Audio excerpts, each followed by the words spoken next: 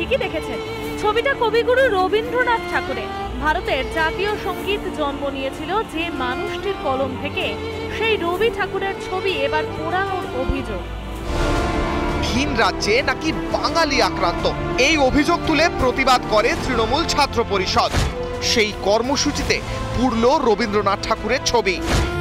এবার আপনাদেরকে যে খবর দেখাবো তাজ্জব বনে যাবেন আপনারাও। তবে হ্যাঁ, ভুল বুঝবেন না, বাংলাদেশ নয় কিন্তু, এ রাজ্যের খবর জানাচ্ছি আপনাদেরকে। মালদার চাঁচল কলেজে সেখানে পড়ল রবীন্দ্রনাথ ঠাকুরের ছবি। আর এই মহান কীর্তি তৃণমূল ছাত্র পরিষদের।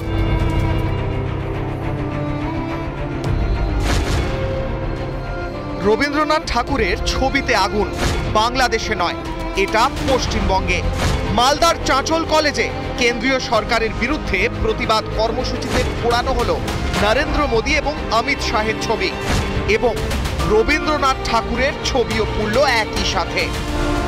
ভিন রাজ্যে নাকি বাঙালি আক্রান্ত, এই অভিযোগ তুলে প্রতিবাদ করে তৃণমূল ছাত্র পরিষদ। বাঙালি অস্মিতায় শান দেওয়ার চেষ্টা, সেই কর্মসূচিতে পুড়ল রবীন্দ্রনাথ ঠাকুরের ছবি। কয়েক মাস আগে বাংলাদেশের সত্যজিৎ রায়ের পৈতৃক বাড়ি ভাঙা হয়, হামলা চলে পদ্মাপাড়ে রবীন্দ্রনাথ ঠাকুরের পৈতৃক বাড়িতেও। এবার বাংলাদেশ লাগোয়া ভারতের মালদায় রবীন্দ্রনাথ ঠাকুরের ছবিতে আগুন দিল টিএমসিপি। দেশের গর্ব রবীন্দ্রনাথ, তার দৌলতেই প্রথম নোবেল পুরস্কার এসেছে ভারতে। বাঙালি যাকে মাথায় তুলে রাখে তার ছবিতেই আগুন, এ কোন বাঙালি প্রীতি?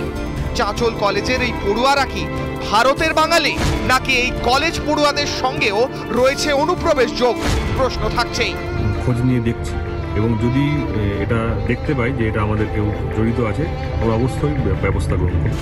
কখনো বাংলার মনীষীদের ছবির সঙ্গে একই সারিতে জায়গা পায় মমতা বন্দ্যোপাধ্যায়, অভিষেক বন্দ্যোপাধ্যায়ের ছবি। আবার কখনো রামকৃষ্ণ পরমহংসদেবকেই তৃণমূল কংগ্রেস বানিয়ে দেন তৃণমূলের নেতা। এবার মালদহের চাঁচলের এই ছবি। তৃণমূলের কাছে বাঙালি অস্মিতা যে শুধু রাজনৈতিক হাতিয়ার, তা বারে বারে প্রকাশ পাচ্ছে।